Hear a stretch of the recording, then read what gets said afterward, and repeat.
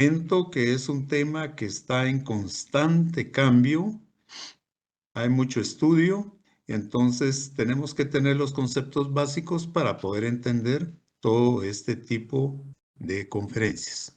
Bien, entonces vamos a ver blanqueamiento de piezas dentales vitales.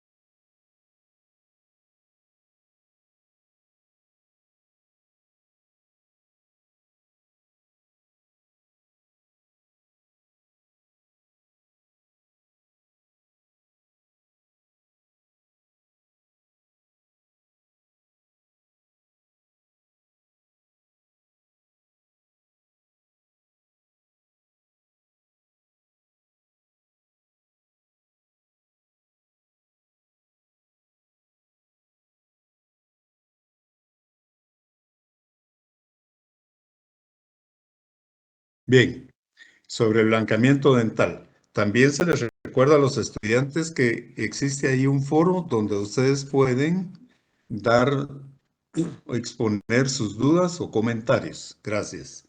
Bien, blanqueamiento dental.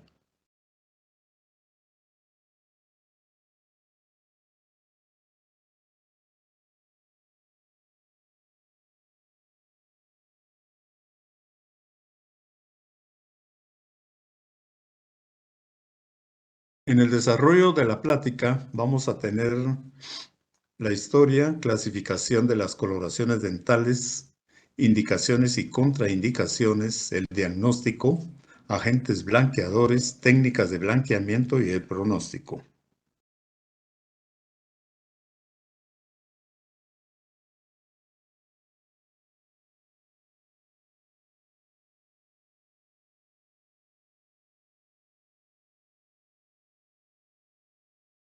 Dentro de la historia, tenemos que el blanqueamiento dental tiene hace rato de haber salido para su uso. Y aquí se ha mencionado que los romanos en su tiempo mandaban a traer urea de los lusitanos, que son los originarios de Portugal, para hacer enjuagues y así tener dientes más brillantes. En la Edad Media ya se usaba el aqua fortis. En 1877, o sea, estamos hablando ya de, fíjense, 3 siglos, en el 19, Chappell publica el primer reporte dental sobre blanqueamiento usando ácido oxálico. Y en 1884, Harlan usó, fíjense bien, el peróxido de hidrógeno como agente blanqueador. Y es la primera ocasión en que se usa este componente, el cual llegaría a ser el principal entre los agentes disponibles. En 1895, Garretson usó cloro para blanquear dientes no vitales. En 1918, o sea, el siglo pasado, Abbott, para acelerar el proceso de blancamiento, utiliza una luz de gran intensidad. Es el proceso de fotoiniciación. Si podemos observar, ya lleva más de 100 años de haberse iniciado esta actividad. Cohen y Parkins hacen el primer intento por blanquear manchas de tetraciclina en pacientes con fibrosis quística, usando un instrumento calorífico en el año de 1967.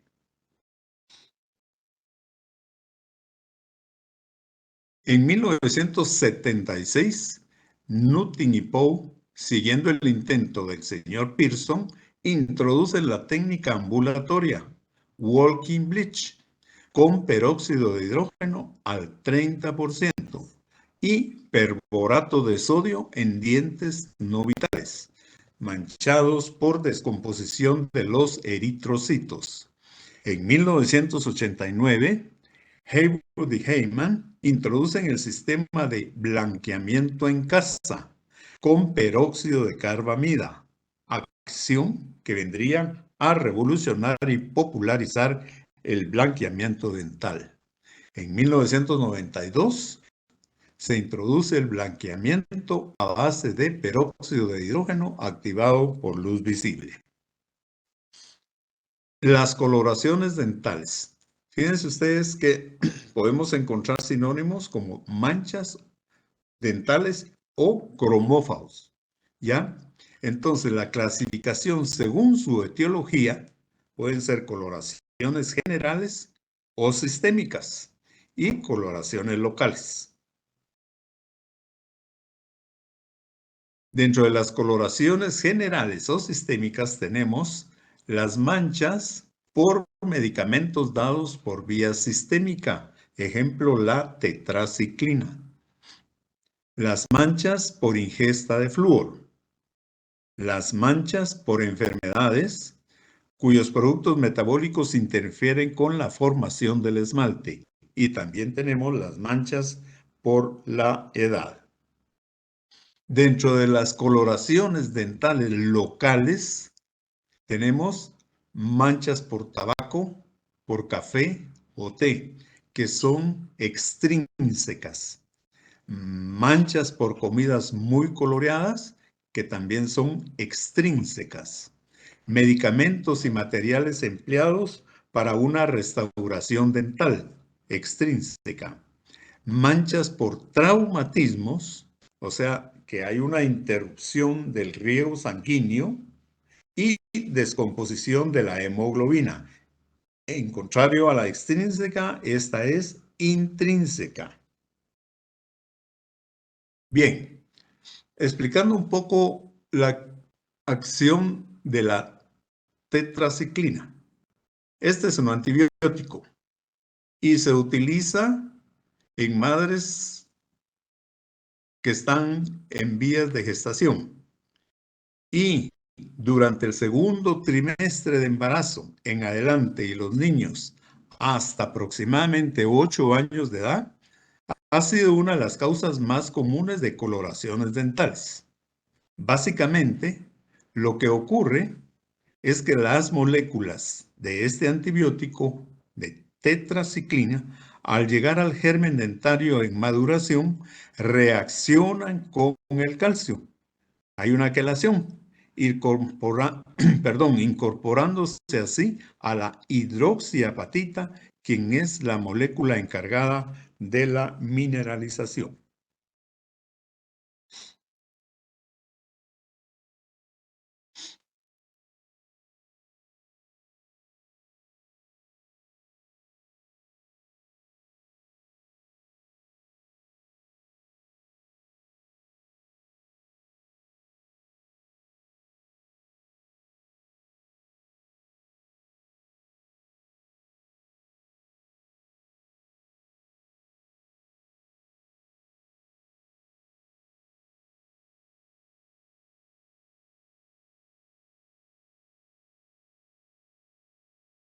Aquí podemos observar nosotros una fotografía de una coloración producida por tetraciclina. Es general, es intrínseca, es sistémica. Vean ustedes el color. Esta es una dentición infantil. Vean ustedes el color oscuro, muy generalizado, no solo en los dientes, sino que en toda la dentadura.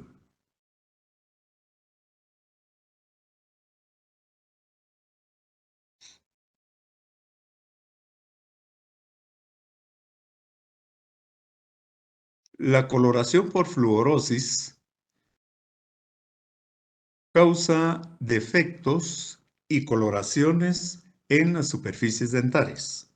El problema, ¿en qué consiste? Que la ingesta de flúor por arriba de 1 parte por millón diaria durante el periodo que comprende la formación y calcificación del esmalte desde el tercer mes de gestación hasta el 8º año de vida. ¿Cuál es su mecanismo básico? El cual el flúor altera el diente y consiste en interferir con el metabolismo de los ameloblastos. Y esto resulta en alteraciones tanto en la matriz como en la calcificación. Así encontramos histológicamente en el esmalte afectado una capa debajo de la superficial porosa y una capa superficial bien mineralizada. Veamos aquí entonces la condición de una fluorosis generalizada, sistémica y con presencia de porosidades y de manchas dentales.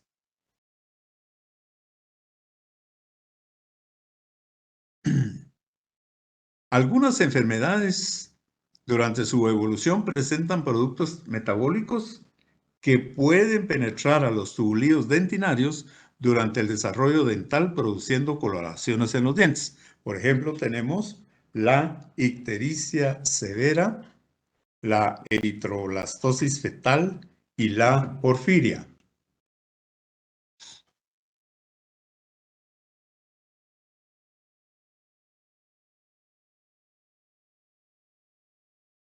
Y tenemos también la edad. Con los años, los dientes van cambiando de color y se tornan más amarillentos. ¿Qué sucede? Se reduce el volumen del poro, el contenido de agua y la permeabilidad del esmalte. Hay una mayor acumulación en la estructura esclerosante de la dentina madura. Hay pérdida del grosor del esmalte dependiendo del tipo de dieta o hábitos de la persona.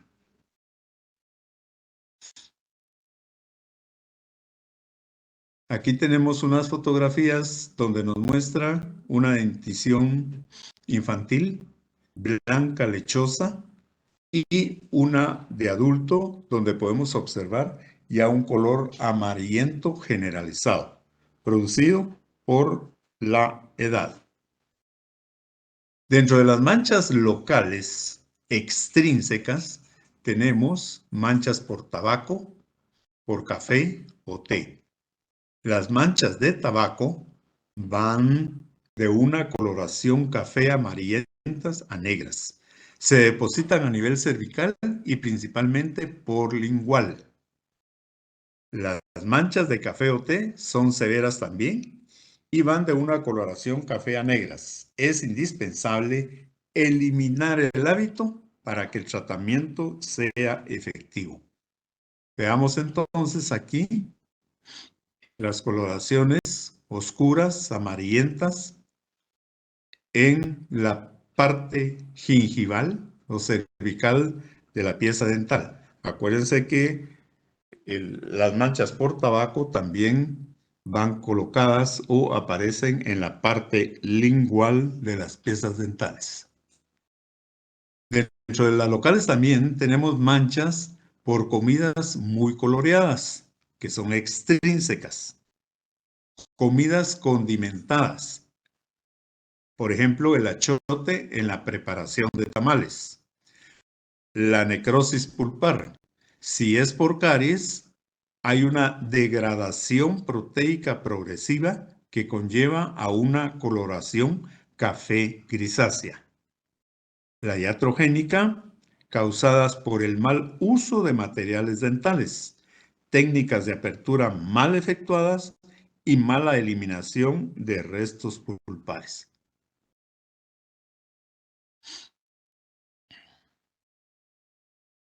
Indicaciones y contraindicaciones. Dentro de las indicaciones tenemos que el blancamiento dental se puede hacer en casos de manchas por tetraciclina grado 1 y 2, que son leves y moderadas. Tenemos casos de fluorosis, también leves y moderados. Dientes decolorados por el envejecimiento, o sea, por la edad.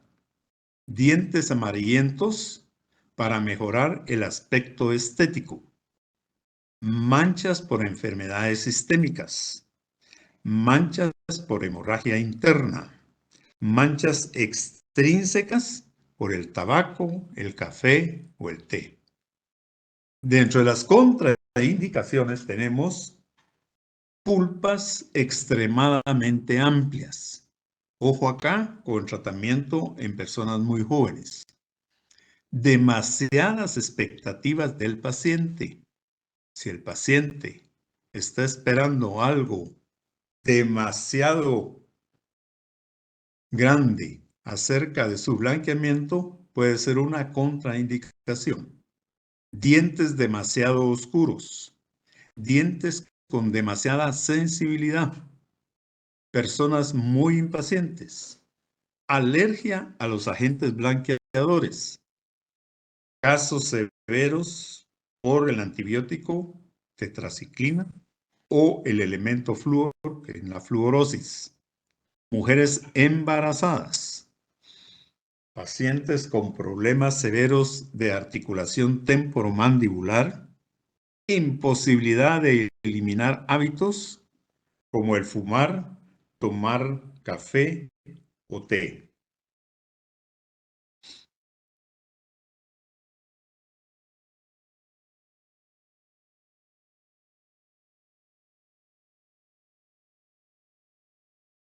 En el diagnóstico tenemos que hacer una historia clínica y es importante que determinemos las condiciones sistémicas y locales orales del paciente. Necesitamos conocer para proceder de la manera y precauciones adecuadas. Hay que hacer énfasis en las posibles causas que estén detrás de las manchas dentales que presenta el paciente. Dentro del examen clínico, tenemos que hacerlo notar el estado y la boca en general. No lo podemos aislar. Lo primero que debemos de hacer es una profilaxis dental para remover lo más posible las manchas extrínsecas para poder apreciar así la extensión verdadera de la mancha. Entonces, dentro del examen clínico, tenemos que evaluar la vitalidad y grado de sensibilidad de las piezas dentales. Los agentes blanqueadores tienden a producir cierta sensibilidad dental. Tenemos también que hacer una evaluación del tipo de mancha, intensidad de la misma, intensidad de su color, presencia de irregularidades en la estructura dentaria como resultado de la misma afección. Entonces, tenemos los dientes y tenemos que observar integral y totalmente toda la superficie. En este caso, pues es la superficie bucal. Observamos acá que hay la presencia de unas obturaciones que ya cumplieron su fin, ya cambiaron de color y también que ya presenta filtraciones y probablemente caries a nivel cervical. Tenemos que hacerlo o conocerlo para poder actuar muy acertadamente. Hay que poner atención también a la presencia de caries, como dije, restauraciones con filtraciones y el tipo de estas caries y filtraciones. En algunos casos habrá que remover caries y restauraciones. Entonces, observamos el total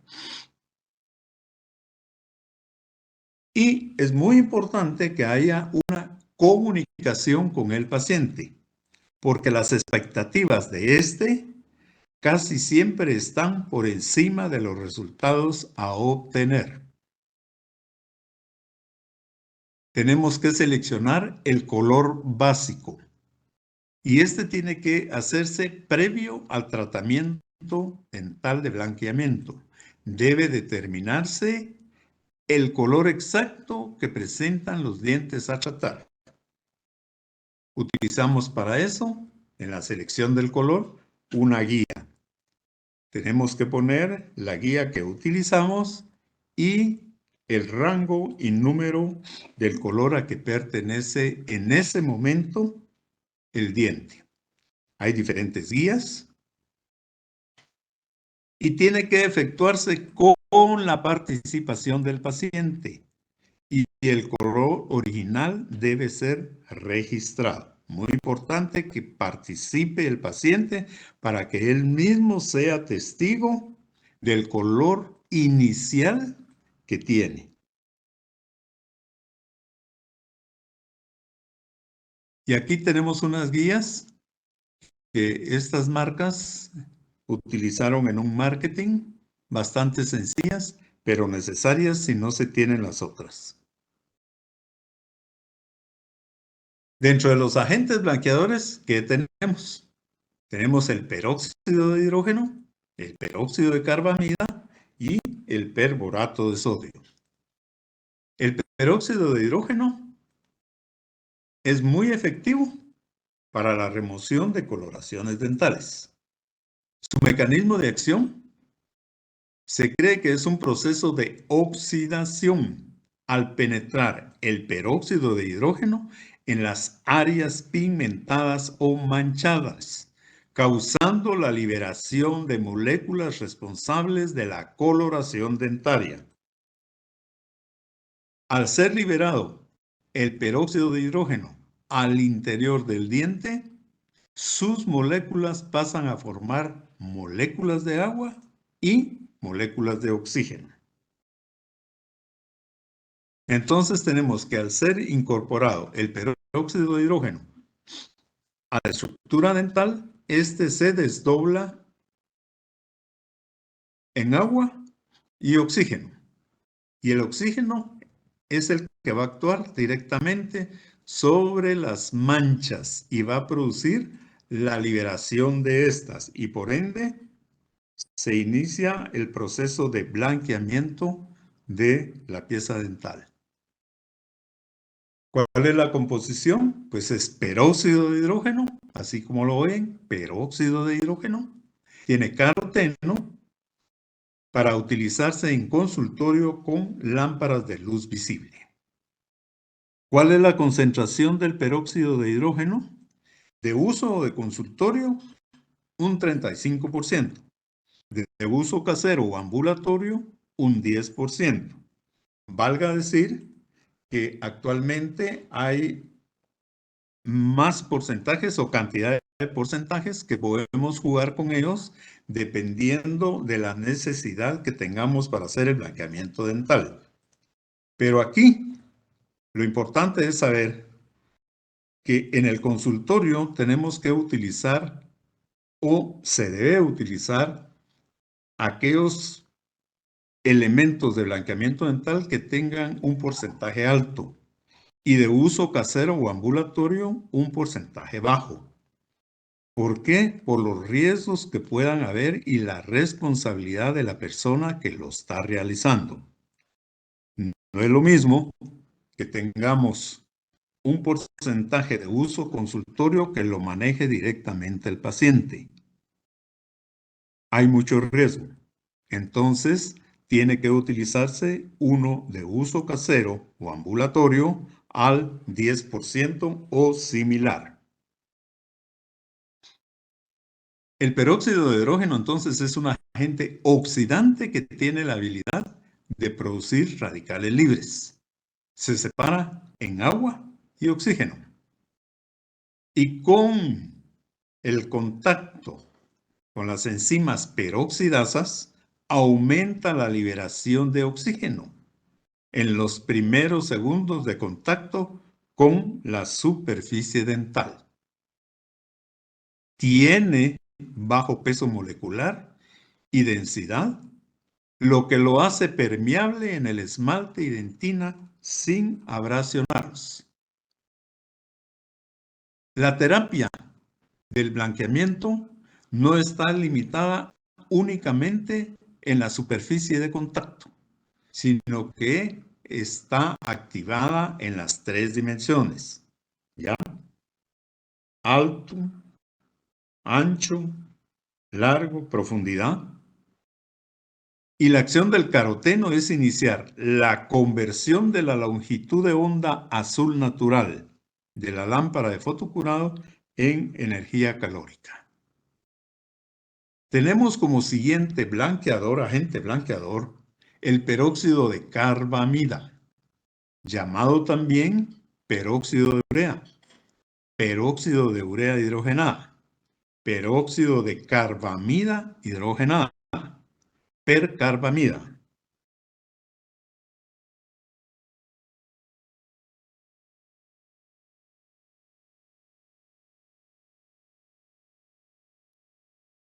El peróxido de carbamida originalmente fue usado durante la Segunda Guerra Mundial del siglo pasado como un antiséptico antiinflamatorio.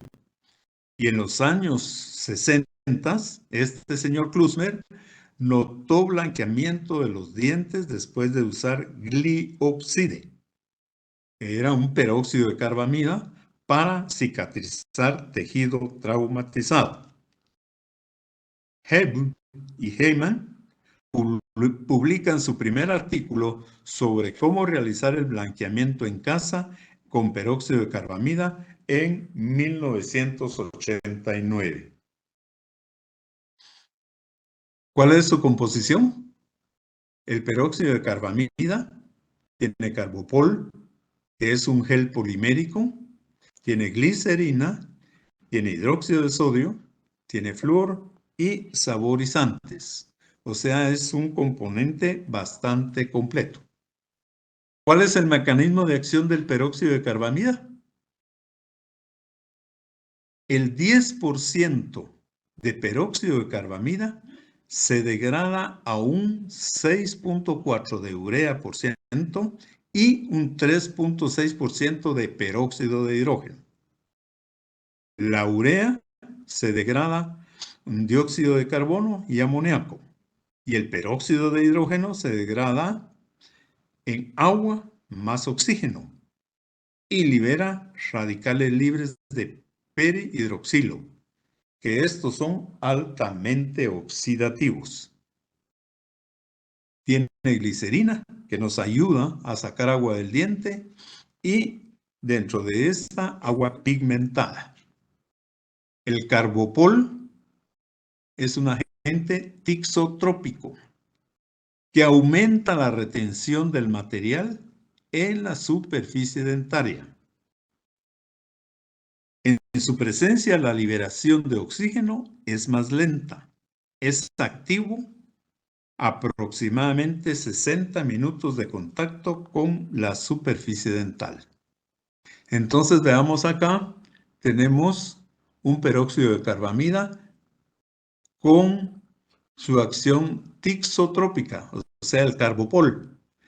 ¿Por qué es tixotrópica? Porque necesita de una fuerza para poder desplazarse. Esta jeringa tiene un émbolo en el extremo y a la hora de presionarla, esta presión hace que el componente salga a través de la punta. Entonces necesita una fuerza para poder desplazarse. Tenemos que el peróxido de carbamida entonces se desdobla en peróxido de hidrógeno y urea. El peróxido de hidrógeno se desdobla en agua y oxígeno. Acuérdense que el oxígeno es el agente oxidativo que va a actuar directamente sobre las manchas dentales. Y la urea se descompone en dióxido de carbono y amoníaco. ¿Cuáles son las características de la urea? Tiene un bajo peso molecular, se mueve libremente en el esmalte y la dentina y provoca sensibilidad. Aumenta la concentración del ion hidrógeno. ¿Qué efectos tiene sobre tejidos duros?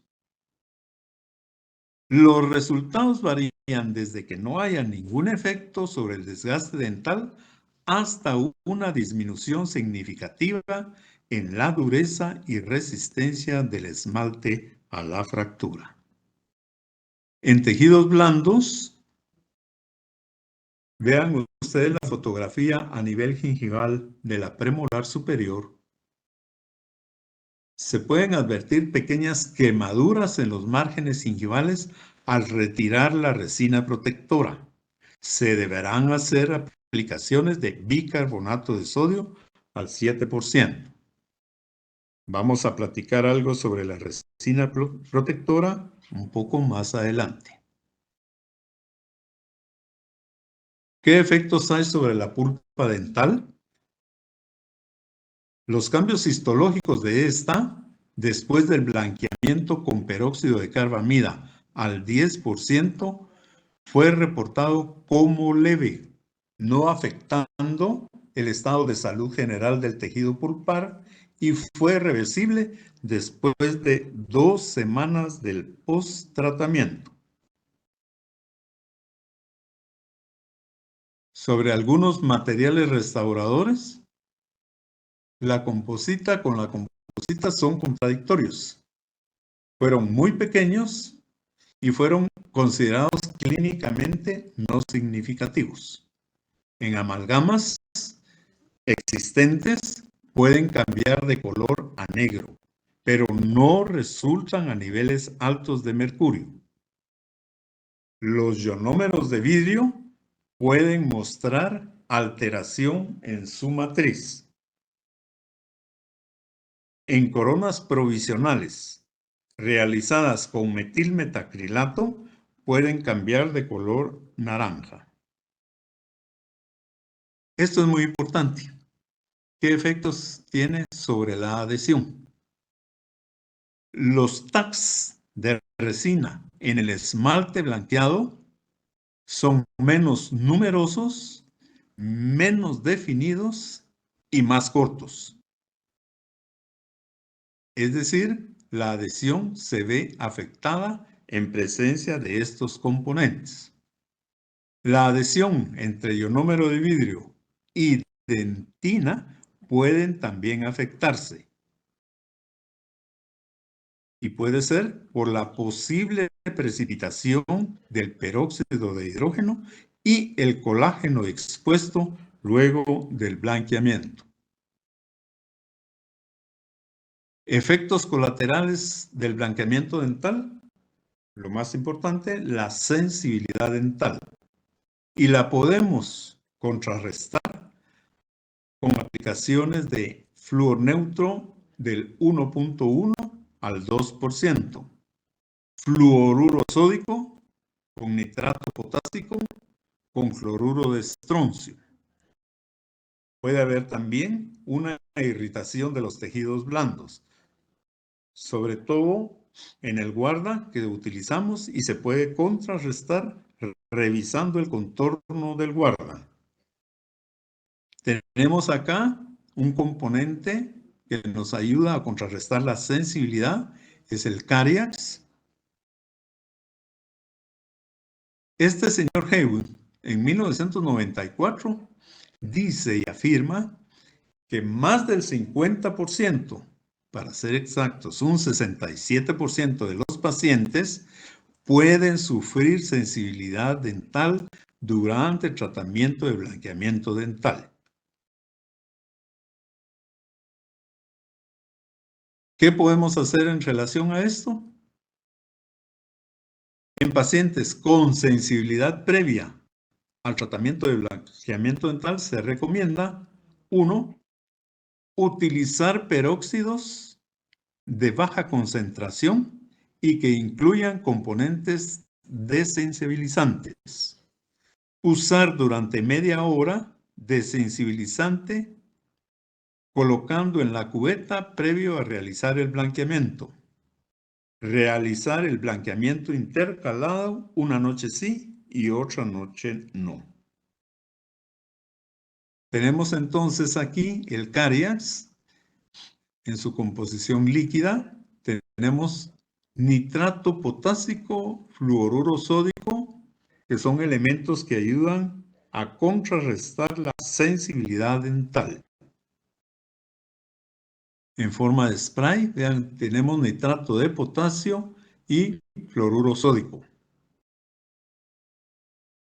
La pasta dental Sensodyne, la original por supuesto, que contiene cloruro de estroncio y nos ayuda a contrarrestar la sensibilidad dental. La irritación gingival en aquellos tratamientos que utilicemos guardas, si hay elementos irregularidades o excesos, pueden producir una irritación gingival. ¿Qué efectos tiene sobre el tejido duro? Por sí, no produce pérdida de tejido dentario. El blanqueamiento dental reduce las fuerzas de adhesión por presencia de oxígeno residual. Es decir, es el oxígeno que se queda en los tejidos dentarios después de hacer un tratamiento de blanqueamiento dental. Entonces, reduce las fuerzas de adhesión y esta retoma sus valores normales después de 14 días de haber terminado el tratamiento. La realización de resinas compuestas se tiene que hacer después de haber terminado el tratamiento de blanqueamiento dental, 2 semanas después.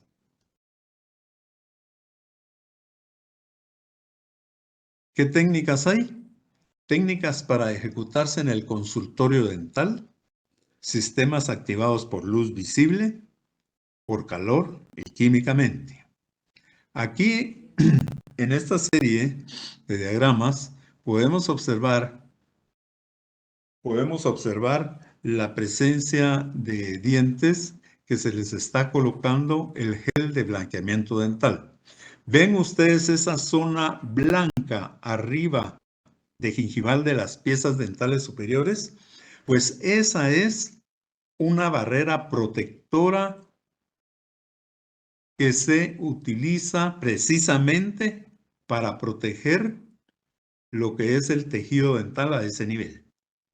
Entonces dejamos expuestos los dientes, le aplicamos gel, se activa por 30 segundos y tiene que estar con un contacto mínimo de 3 minutos, pero se dan aproximadamente 15 minutos. Se elimina el gel, se lava y se aspira y se repite este procedimiento durante 3 o 4 veces. Este es un tratamiento de consultorio. En el último dibujo vemos que con las pinzas estamos quitando la barrera protectora. Entonces, hay que colocar un separador de labios, de carrillos y lengua.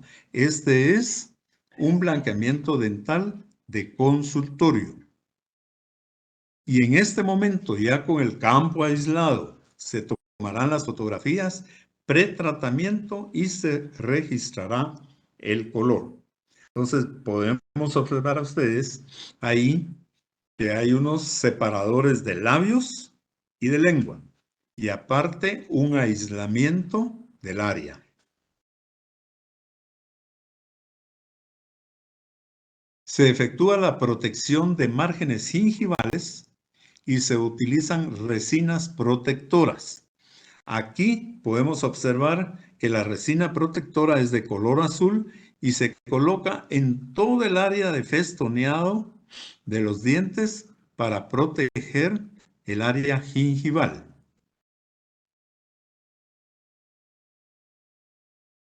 Se activa el peróxido y se coloca sobre las superficies dentales, en cada una. Se deja el componente sobre los dientes y luego se aplica luz. La aplicación de luz actualmente es muy relativo porque se ha comprobado que con o sin aplicación de luz los resultados no cambian. O sea, podemos utilizarla o no utilizarla. Es menester que nosotros leamos las instrucciones del fabricante del producto que estemos comprando, porque él nos dará ahí las instrucciones de uso. Tenemos que eliminar el gel blanqueador, ya sea con un aspirador de alta succión o con una gasa. Y se puede repetir el procedimiento, como lo dije anteriormente, 3 o 4 veces en la misma sesión.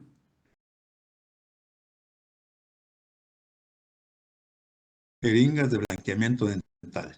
Ahora, técnicas de aplicación en casa. Tenemos con supervisión del odontólogo, sistema con guardas y sistema sin guardas. Y también sin supervisión del odontólogo. Para aplicación en casa, con supervisión del odontólogo. ¿Cuáles son sus indicaciones? Manchas profundas por tabaco, manchas profundas por té y café, cambio de color por traumatismo, fluorosis moderada. Y sus contraindicaciones, pacientes adolescentes, acuérdense de que pulpas muy amplias puede ser una contraindicación para este tipo de tratamiento. Piezas con pérdida de esmalte puede aumentar también la sensibilidad dental. Dientes con fisuras o líneas de fractura, mujeres embarazadas o lactantes, pacientes con extrema sensibilidad fuera del control del operador, pacientes con reflejos nauseosos. Tenemos aquí entonces un guarda de blanqueamiento.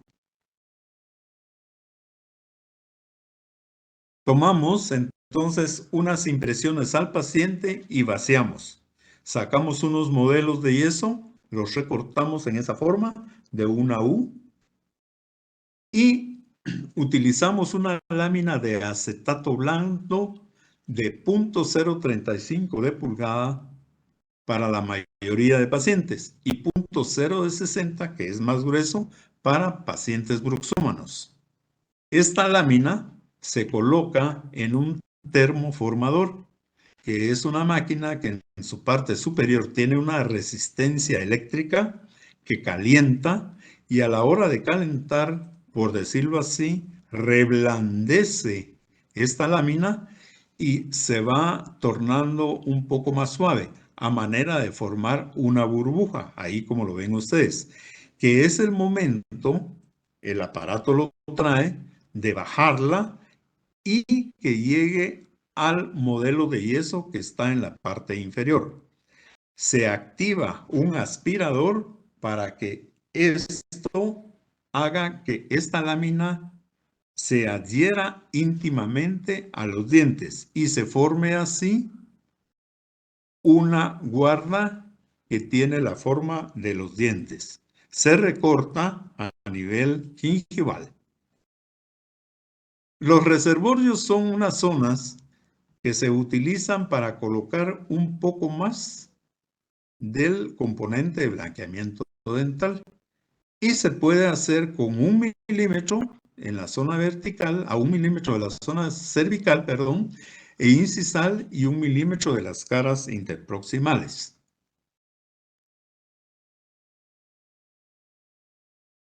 Se coloca una resina fotopolimerizable, blanqueadora,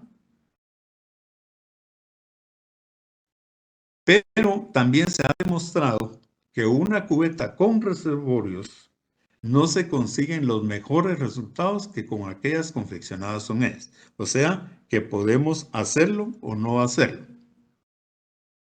Blanqueamiento en casa.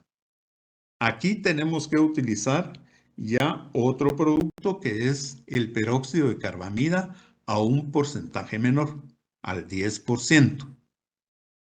Van a ver ustedes que el peróxido de carbamida, como se dijo, se desdobla en peróxido de hidrógeno a un 3.4%. ¿Esto qué quiere decir? Que si el 10% de percarbamida se va a desdoblar a un 3% de peróxido de hidrógeno, o sea, una tercera parte aproximadamente. Y este se va a desdoblar en agua y oxígeno. Esta es la parte positiva del desdoblamiento. El peróxido de hidrógeno al 3%.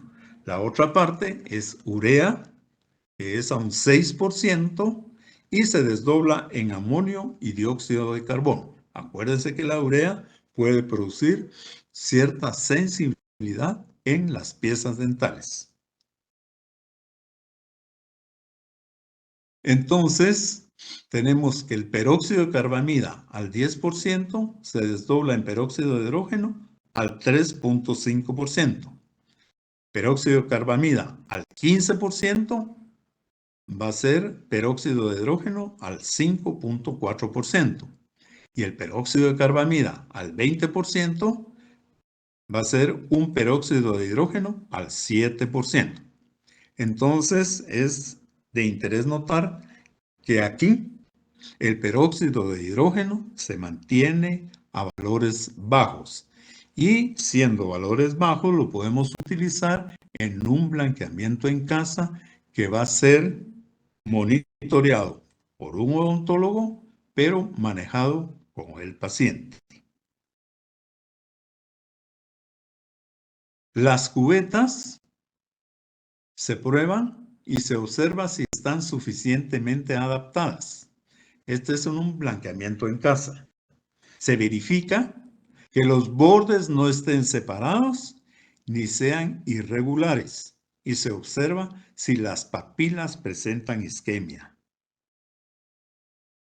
Se agrega una pequeña cantidad de material en el interior de la cubeta, así como lo ven ustedes en la fotografía, sobre todo en el área que pertenece a las superficies que se van a blanquear. En este caso son las superficies labiales de las piezas anteriores, en todo el contorno de las piezas que se quieran blanquear. El tiempo que se requiere para el blanqueamiento puede ser entre 5 y 10 días, pero puede ser más según la necesidad y hasta dónde se quiere llegar como objetivo.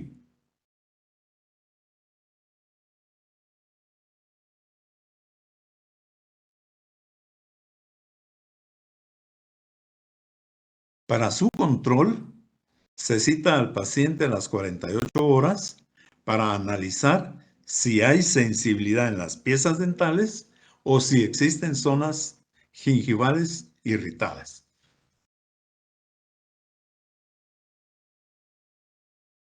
Aquí tenemos nosotros algunas jeringas para el blanqueamiento dental de peróxido de carbamida a un 10 y a un 15%.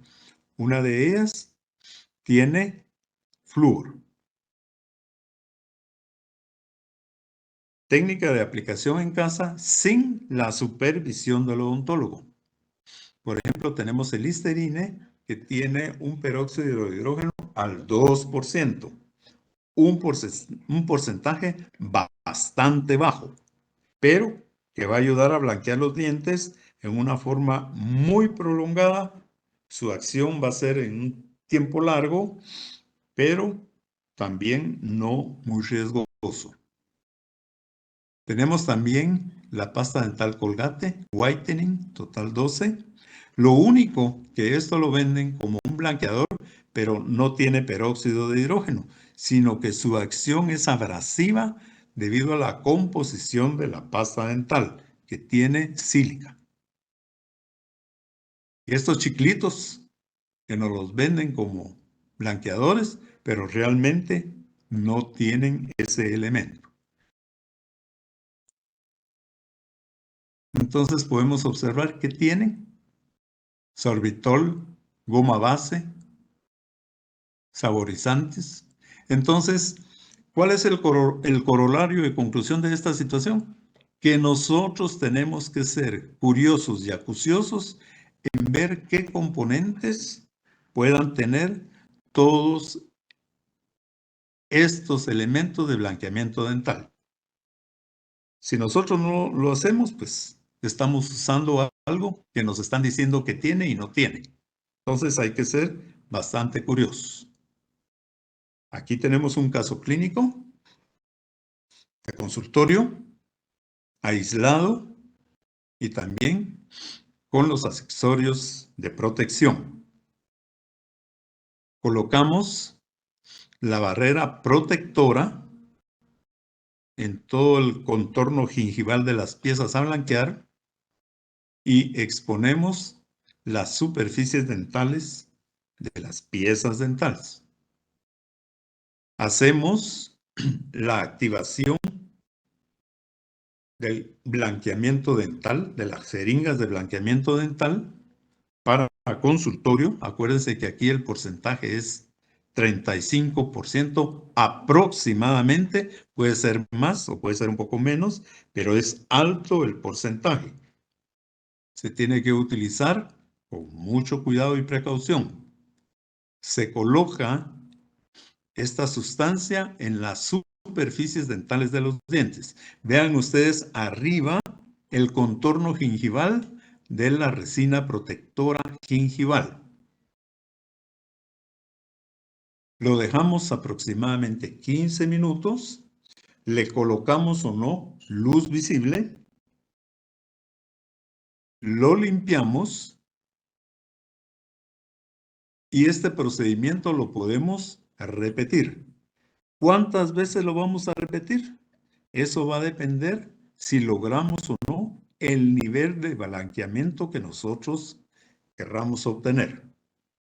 Entonces tenemos ahí todas las superficies dentales con el agente blanqueador colocado. MyPaste y Fluofar.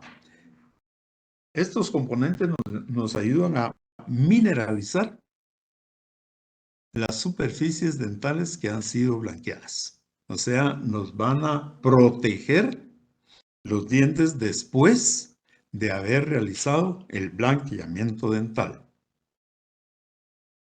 Aquí tenemos un caso clínico de un blanqueamiento dental en casa, supervisado por el odontólogo, pero realizado por el paciente. Tenemos la guarda, en este caso tiene sus reservorios, la probamos en boca, no tiene que producir esas lesiones a nivel gingival, el guarda. La probamos, queda bien. Colocamos la sustancia dentro de ella, la colocamos en boca y si hay excesos de material, lo podemos remover con un cepillo dental. Entonces observamos que a través de las aplicaciones que se hicieron, que sí cumplió o no cumplió con el color. O sea, del lado izquierdo tenemos el color 320, que fue el original. Es decir, la diferencia con el tratamiento ya realizado.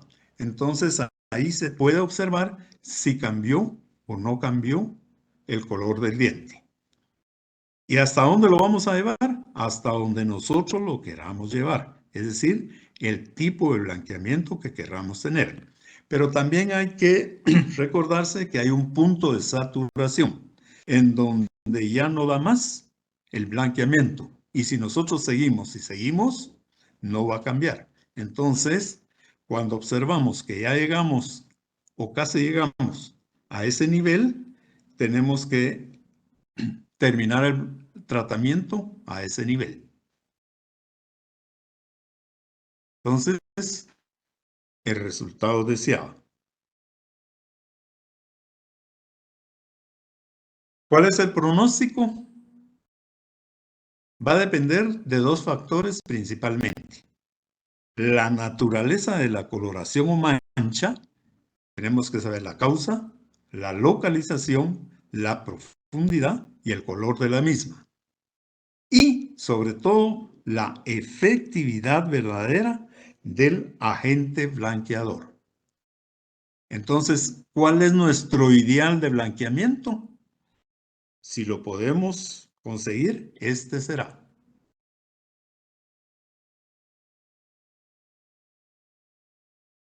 Bien, ¿y cuál es la técnica de aplicación en dientes no vitales? Hay que medir la profundidad del surco gingival en las 4 caras del diente a tratar. Pero tomando como referencia el borde incisal. Aquí tenemos una sonda milimétrica. Se aborda la cámara pulpar, se coloca una sonda periodontal sobre la obturación del conducto y se mide la distancia al borde incisal.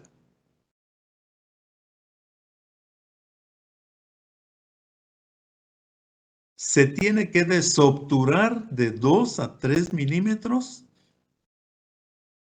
del material de obturación del tratamiento de canales para que el material sellador quede al mismo nivel que el epitelio de unión. Es decir, estos 2, 3 milímetros tenemos que colocarle un puente o una barrera entre el material de obturación del canal y la cámara pulpar.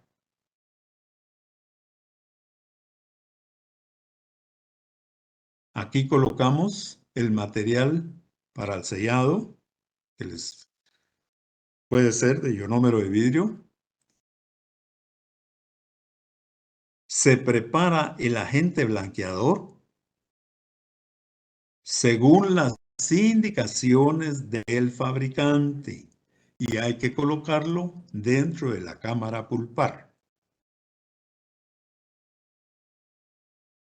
¿Qué materiales podemos utilizar?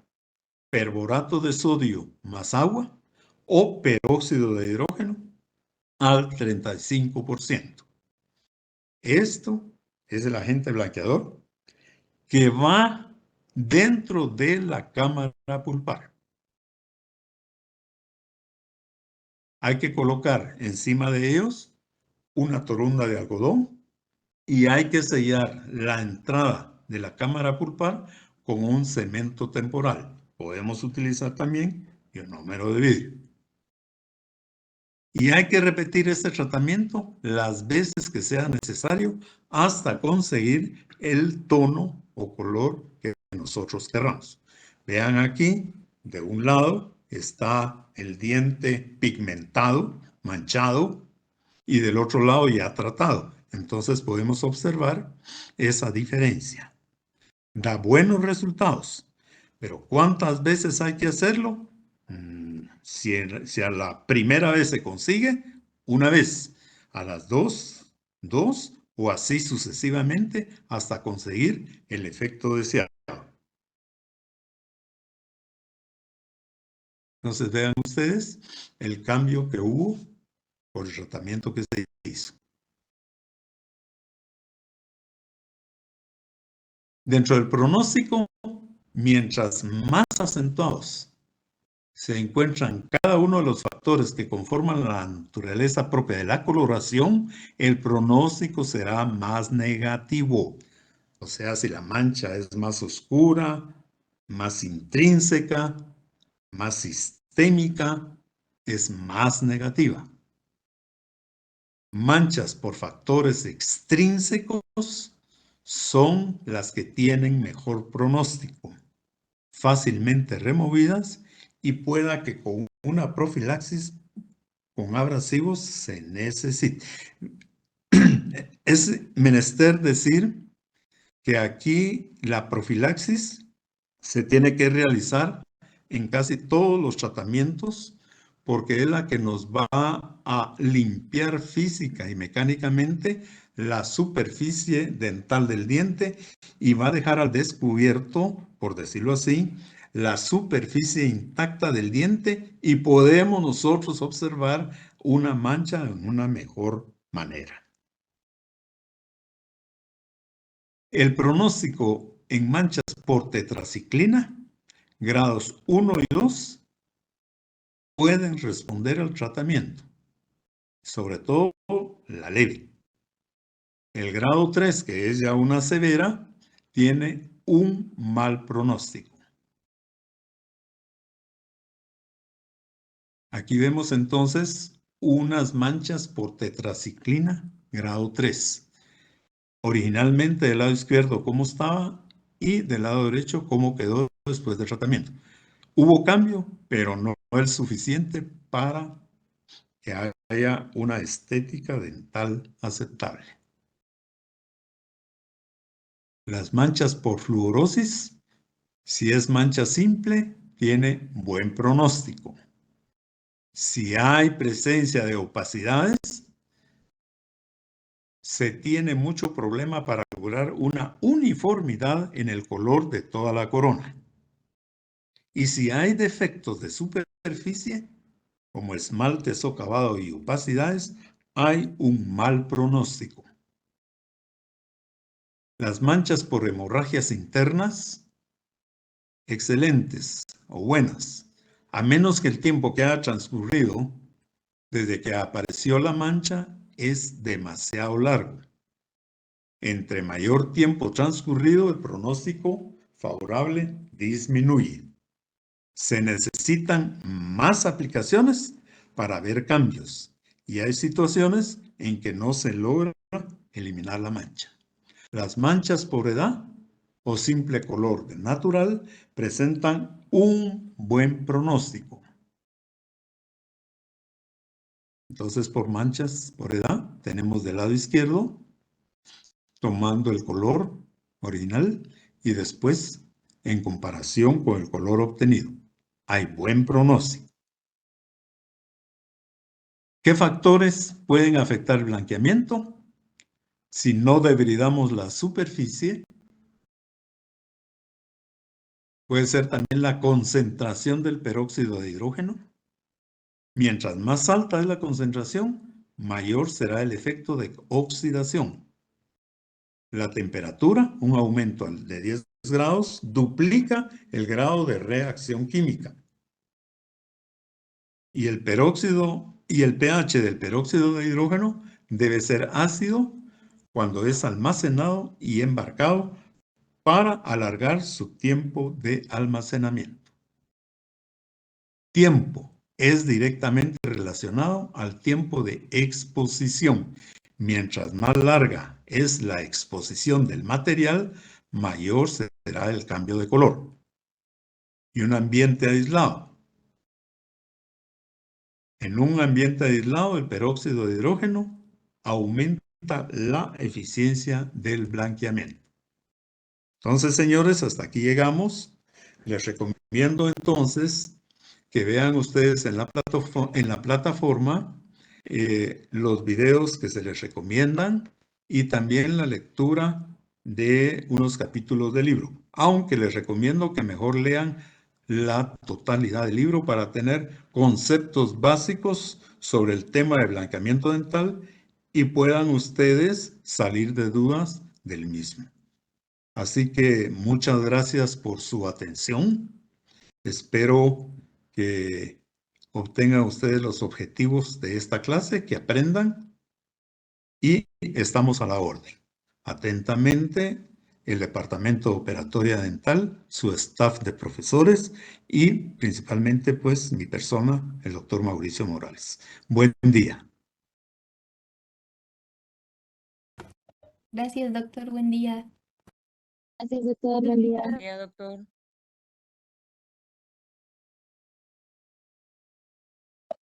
Buen día, doctor.